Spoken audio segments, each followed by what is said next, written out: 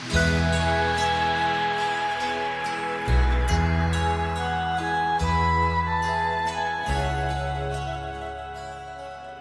dia.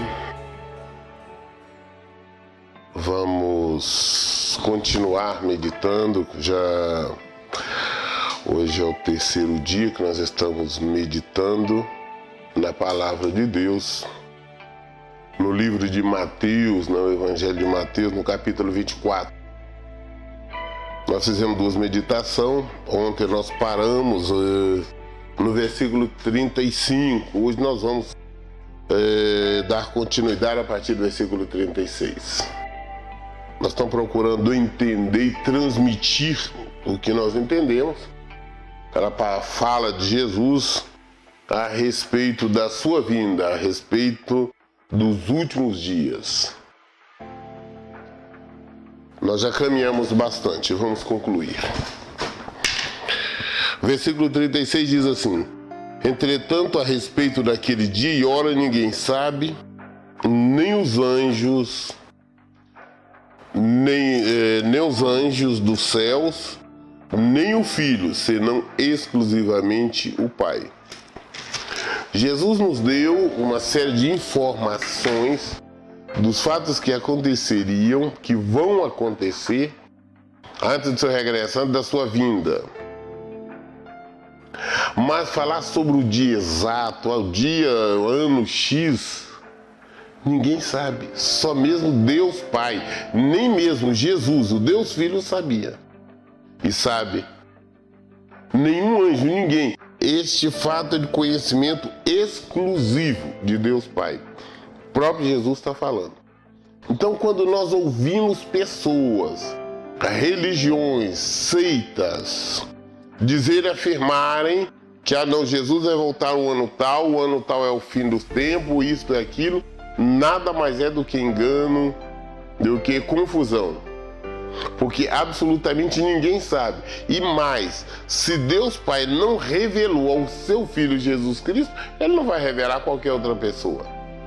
Então nenhuma pessoa, por mais espiritual que seja, por mais que demonstre ter intimidade com o Senhor, tem condições de saber quando é a volta do Senhor. Somente Deus Pai. Portanto, devemos tomar muito cuidado com esses falsos ensinos. Algumas pessoas dizem que anjos, que isto, aquilo, revelaram com ela quando seria a volta de Jesus. E nós temos visto vários exemplos. No ano 2000 falaram isso, depois agora no 2012, várias situações têm apresentado pessoas se intitulando conhecedores da palavra de Deus, da revelação de Deus do último dia. Inclusive já levaram várias pessoas ao desespero, a fazer uma série de loucuras. Mas ninguém, absolutamente ninguém sabe o ano ou o dia quando o Senhor voltará. Somente Deus Pai. Portanto, não importa se é um pastor, se é um padre, se é um guru, ninguém tem essa informação. É engano ou confusão, ou estão sendo enganados. O próprio Senhor Jesus diz, Mateus 24, versículo 36, entretanto, a respeito daquele dia e hora ninguém sabe, nem os anjos do céu, nem o Filho, senão exclusivamente o Pai. Como aconteceu nos dias de Noé, assim também se dará por ocasião da chegada do Filho do Homem. Porque nos dias que antecederam o dilúvio, o povo levava a vida comendo e bebendo, casando e oferecendo-se em matrimônio, até o dia em que Noé entrou na arca. E as pessoas nem notaram, até que chegou o dilúvio e levou a todos. Assim ocorrerá na vinda do Filho do Homem. Jesus nos dá um exemplo de como acontecerá a sua vinda. Ele cita Noé, porque na época de Noé também ninguém percebeu nada. As pessoas não acreditavam que poderia vir o fim. As pessoas não acreditavam que poderia vir a destruição. E a vida estava normal. As pessoas bebiam, comiam, casavam, negociavam, compravam, vendiam, trabalhavam. Até quando Noé entrou na sua arca, o Senhor fechou a porta, as águas desceram.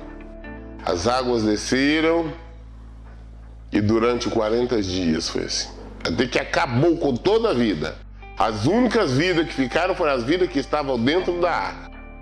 Assim também hoje, no nosso momento atual, quando o Senhor voltar, não vai existir uma preparação. As pessoas vão mudar, vão parar de comprar, vão parar de vender, vão parar de namorar ou parar de fazer qualquer coisa.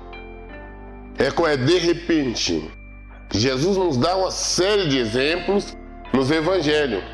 Ele falando, se soubesse, se o dono de casa soubesse quando o ladrão viria, ficaria de guarda. Mas nós não sabemos. Então, a qualquer momento, as coisas do Senhor virá. É de repente. Nós que estamos normais, as pessoas saem todo dia para trabalhar, para negociar, para comprar, para vender, para estudar, para fazer a vida normal. Vai chegar o momento quando menos espera, tudo aconteceu. É de imediato e tudo se acabou. E neste momento, nós sabemos que não tem mais condições, não existe possibilidades de pedir perdão. Nós não teremos mais Jesus Cristo, o advogado. Nós não teremos mais Jesus Cristo, o defensor. Nós teremos somente Jesus Cristo, o juiz. É dia de juízo, é dia de condenação, é dia de julgamento. Aí acabou. Então virá. De repente, nós podemos estar aqui agora, como estamos aqui agora, meditando em sua palavra, falando, quando menos espera, o Senhor voltou. Tudo aconteceu. E será da mesma maneira. A única pessoa que sabe o dia e a hora exata é só Deus Pai, nem Jesus. Quando Noé estava construindo a barca, Deus revelou somente a ele. Somente Noé sabia, ninguém mais sabia. Hoje, a nossa arca é a palavra de Deus. Hoje, a nossa segurança é a palavra de Deus. É procurarmos viver de acordo com ela, meditarmos e colocar em prática. Quando nós estamos colocando em prática, nós estamos nos abrigando nesta arca que nos dará vida.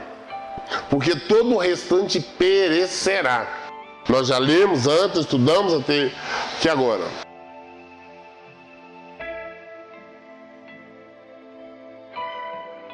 Virá a destruição. Jesus vai voltar. Isso é para todos, não tem como esconder, não tem onde esconder.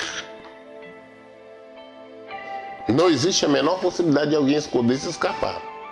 Jesus está voltando, e voltando para todos.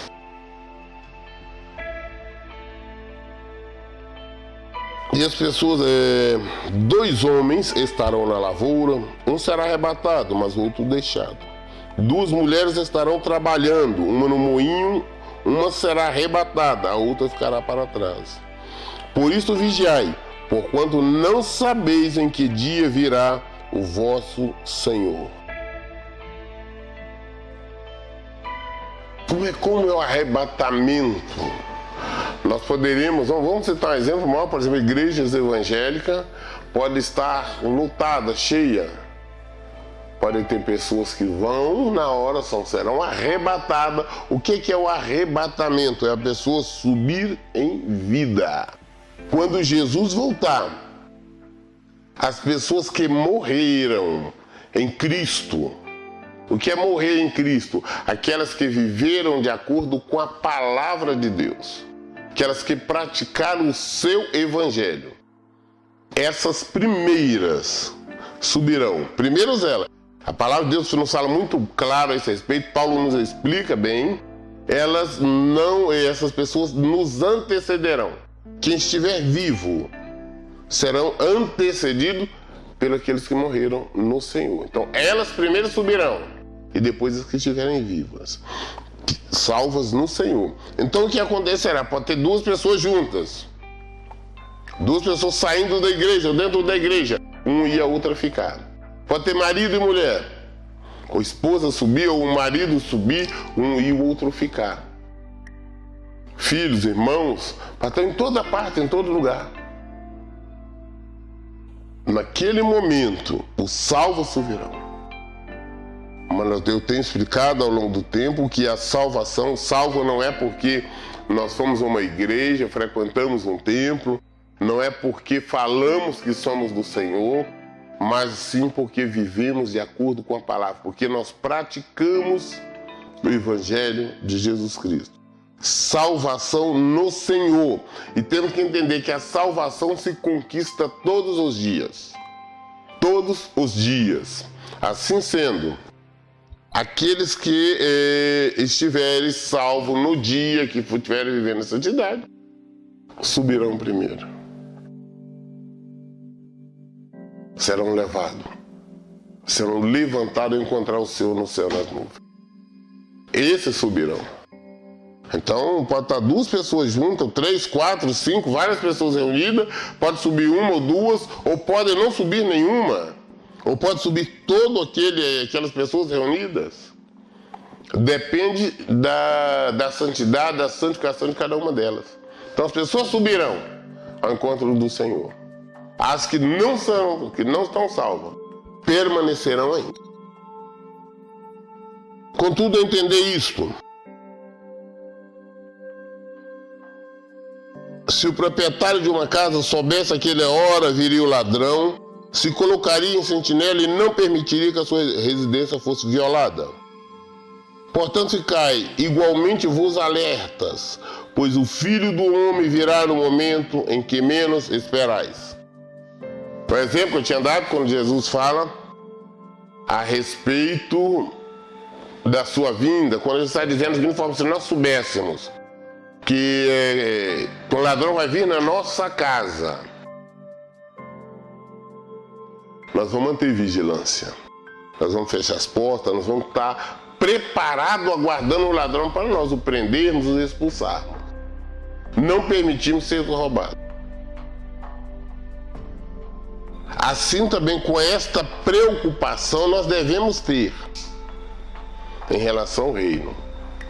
Interessante que nas nossas casas nós gostamos de termos cachorros, cercas elétricas, alarmes, câmeras.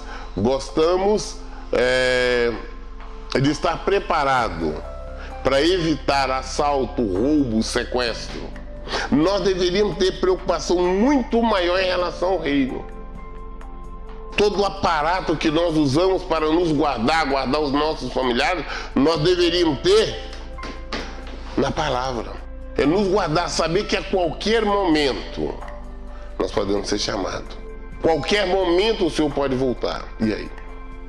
E mais, a vinda do Senhor para todos, nós não sabemos a hora e no momento. Também como não sabemos nem de maneira individual. Porque nós não sabemos que vai ocorrer daqui um segundo. Daqui um segundo eu posso estar aqui agora e daqui a pouco estar morto. E depois que eu morrer não adianta. Aí ninguém pode fazer nada. Não adianta missa de 7, 14, 15 dias. Não adianta vela, não adianta choro, não adianta nada. Se eu não estava salvo, com certeza eu não serei salvo. Eu vou para o inferno. Não podemos ser religiosos. Não é pelo fato de uma pessoa falecer que nós vamos fazer qualquer movimento aqui. Isso vai fazer com que Deus o salve. Isso não está na Bíblia, isso não é palavra de Deus, não. Não existe essa promessa. Se nós queremos ter vida, a única maneira de ter vida é nós conquistarmos a vida. Ninguém, absolutamente ninguém pode conquistar a vida por nós.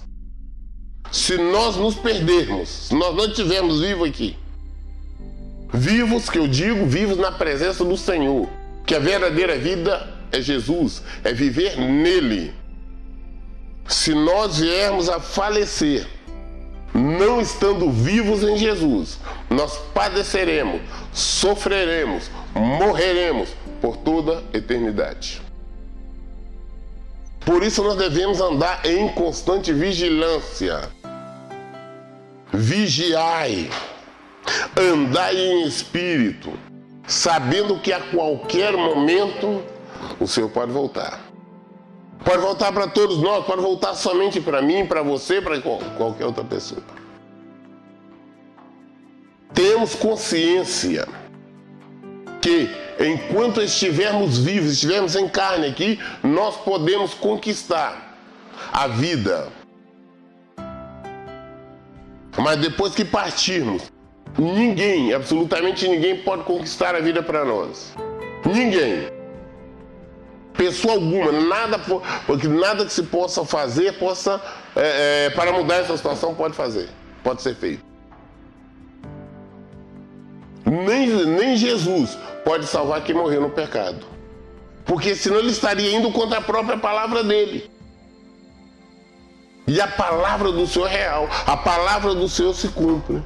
Então só existe uma única maneira de sermos salvos. A única maneira é viver essa educação, é buscarmos, é aproveitarmos enquanto estamos aqui, estamos neste caminho. Buscar conhecer o Senhor, viver de acordo com seus preceitos, praticar as suas ordenanças. Porque em Jesus, em Cristo, há salvação. Mas essa salvação nós temos que querer, nós temos que conquistarmos. Jesus veio para nos dar vida e vida em abundância. Mas o que é essa vida em abundância? Não, Jesus já veio, já morreu, já levou os pecados, eu posso viver de qualquer maneira? Não é isso que a palavra diz. Jesus conquistou o direito de nós sermos salvos, mas a opção de aceitarmos ou não a salvação é nossa. Nós temos a opção. Nós temos o livre-arbítrio. Nós temos o direito de escolha. Se nós queremos servir o Senhor, se nós queremos nos rebelar contra Ele, a decisão é nossa. Se nós queremos servir qualquer outro Deus, qualquer outra coisa, a decisão é nossa. Mas se nós queremos servi-lo, se nós queremos andar de acordo com a vontade dEle, nós teremos vida, nós teremos cuidado, nós teremos proteção. Nós entraremos no descanso dEle. Nós temos descanso. Ele já nos prometeu. Mas nós temos que aceitar. Nós temos que querer. E ninguém sabe. Jesus está voltando. Nós não sabemos quando. Nós não sabemos que dias. Nós não sabemos que hora. Mas Ele está voltando. Então andai em espírito. Versículo 45.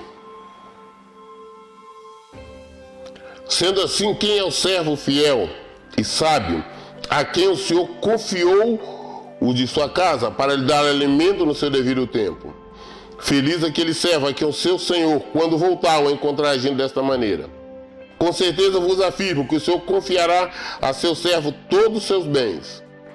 Entretanto, supondo que este servo, sendo mau, diga a si mesmo: meu Senhor está demorando muito, e por isso passe a agredir os seus conservos, e a comer e a beber com os beberrões.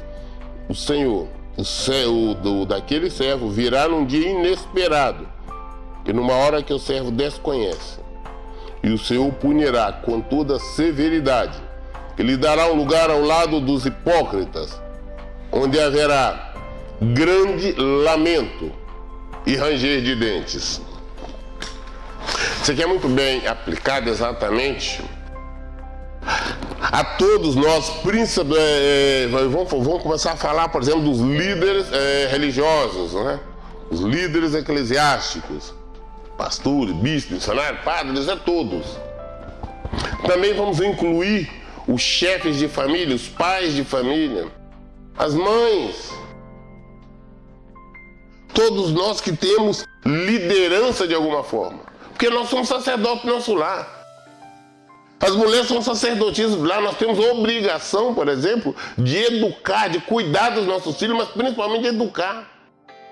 O que hoje já está meio mudado. As pessoas têm uma preocupação excessiva de demonstrar um amorzinho que não é bíblico.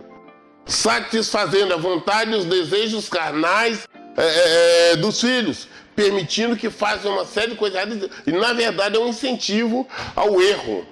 E esse incentivo ao erro conduz à morte, que é a morte espiritual. Assim como os líderes evangélicos também, os padres, todas as religiões, que têm a obrigação de ensinar a verdade, apresentar Jesus, e ensinam uma outra coisa qualquer. Começa então, a obrigação seria cuidar das ovelhas. O Senhor nos elegeu, nos levantou para nós cuidarmos do seu povo, até o regresso dele. Mas se nós começarmos a procurar somente viver de nossa maneira, extorquir, como tem muitas religiões que extorquem, criando mentira, as campanhas mentirosas, roubando o povo, isso é roubo que estão andando fazendo, extorquindo, mentindo, enganando, concordando com erro, concordando com pecado, concordando com tudo que não presta, sendo que o único objetivo é encher templo, é lotar templo, mas não prega a verdade, não ensina, falando no amorzinho que não existe. Isso não é apresentar o Senhor, não é cuidar do rebanho do Senhor. Todos nós temos a obrigação de cuidar do rebanho do Senhor. A única maneira de cuidar é através do manual, que esse manual é a nossa Bíblia, a palavra de Deus. Assim como para nós executarmos qualquer coisa, nós temos um manual, aqui também nós temos um manual de vida. E este manual que nós temos que ensinar. Nós temos que viver por esse manual. Quando nós saímos fora desse manual, nós estamos saindo fora da presença do Senhor.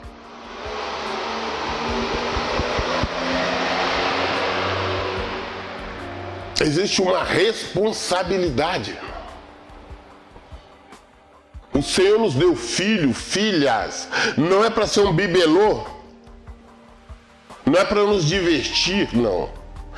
Nos deu responsabilidade de cuidarmos, de educarmos, de encaminharmos para a presença do Senhor, para que depois, quando cresça, venha fazer a mesma coisa. Mas hoje existe um outro tipo de preocupação em agradar somente. Hoje os pais estão muito mais preocupados em fazer a vontade dos filhos do que fazer a vontade de Deus. Não estão ensinando, não estão conduzindo de acordo com a palavra de Deus. E creia, serão cobrados, porque isso não é amor. Assim também como a maioria desses líderes evangélicos, desses líderes religiosos, serão também cobrados. Porque isso não é amor. Amar é amar de acordo com a palavra de Deus. Amar é amar a Deus em primeiro lugar. Como que nós amamos a Deus em primeiro lugar? É obedecendo. Em segundo lugar, amarmos o próximo como a nós mesmos. Nós não estamos amando a Deus e nem o próximo como a nós mesmos. O Senhor está voltando. O Senhor está voltando. E tem muitos que andam fazendo afirmações que estão salvos, que são salvos. Pessoas que andam gritando, não sei, eu podia voltar logo. Não sabem que estão perdidos. E onde eles vão é para o sofrimento. Onde eles vão é para a dor. É ranger de dente. Onde o bicho nunca morre. É sofrimento. Não estou falando de sofrimento por uma época determinada, não. Vai sofrer por durante 10 anos, 20 anos, 30, 40, 50, 100 mil, 2 mil, não. É toda a eternidade. Toda. Não tem fim. É sofrimento sem fim. É dor sem fim. As pessoas estão mudando, pensam que aqui é o nosso descanso. Aqui não é o nosso lugar de descanso. O nosso lugar de descanso é no Senhor. Aqui é lugar de luta. É lugar de vigilância. Nós temos que andar vigiando. Nós somos induzidos.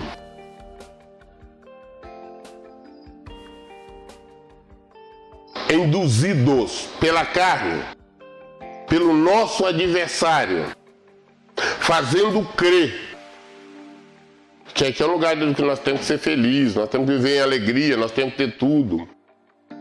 Que Deus tem compromisso em nos fazer felizes aqui. Interessante que eu não vejo isso na palavra de Deus. O compromisso do Senhor é nos dar vida e vida em abundância. As pessoas estão pensando que vida em abundância é viver aqui abundantemente. É ter carro, dinheiro, joias, mulheres, homens, prazeres, vários. E não é. A palavra está sendo mudada, está sendo distorcida. Vamos abrir os nossos olhos. Jesus está voltando. Jesus está voltando. Para onde nós vamos? Será que vale a pena nós termos vivido aqui durante alguns anos? O máximo que alguém consegue viver atualmente é o quê? É uma centena de anos e depois. E os milhares de anos que nós temos pela frente. Vale a pena viver todo ele em sofrimento? Em dor? Sendo que nós temos a opção de ter vida. Mas nós temos que passar pela porta estreita que Jesus falou. Nós temos que passar pelo caminho apertado ali, ó. Jesus disse. E nós não temos outra opção, não. Esse caminho largo, essa porta larga, conduz à perdição, conduz à morte. Vigilância, não religião. Andar em espírito, andar de acordo com a palavra de Deus. Temos consciência do que nós podemos ou não podemos fazer. Paulo nos fala, tudo me é lícito, mas nem tudo me convém. Não é pelo fato de algo ser permitido pelo mundo, pela maioria, pelas leis mundanas, que quer dizer que esteja de acordo com a vontade de Deus. Vamos buscar a resposta aqui. Vamos viver esse evangelho. Vamos buscar a vida. Jesus está voltando. Enfrentaremos lutas, sofrimentos, dores, mas vamos enfrentar na presença do Senhor. Queremos viver.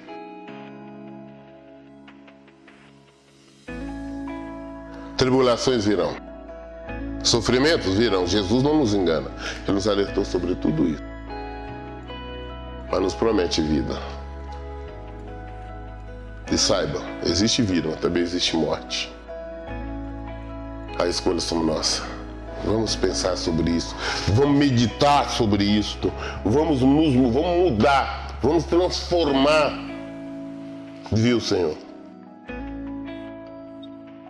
E o Senhor punirá com toda severidade e lhe dará um lugar ao lado dos hipócritas, onde haverá grande lamento e ranger de dentes. Esse é o último versículo de Mateus 24, que é o versículo 51. Dará um lugar dos hipócritas, onde haverá grande lamento e ranger de dentes. É esse lugar que você quer? É isso que você está lutando aqui? É para passar a sua eternidade em lugar de lamentos, de dor, de grito, de sofrimento? Ou é com o Senhor? A escolha é nossa, essa escolha nós fazemos hoje. Não só com a boca, a não dizer, não, eu quero o Senhor. Não somente cantar, louvar, bater palma, mas se moldar o Evangelho, viver o Evangelho. Praticar o amor verdadeiro. Praticar a Bíblia. Ela é a palavra de Deus. Jesus é o Verbo encarnado. É Ele. A resposta está nele. Então acredite, o fim é certo. A volta de Jesus, 100% garantido. E mais, está próximo. Está próximo. Está próximo. Então, vamos observar. Vamos voltar para a palavra de Deus. Vamos praticar a palavra de Deus. Porque só nela nós temos resposta. Por esse motivo é que eu falo, gente, leia e pratique a Bíblia. Que Deus abençoe. Um abraço, um bom dia.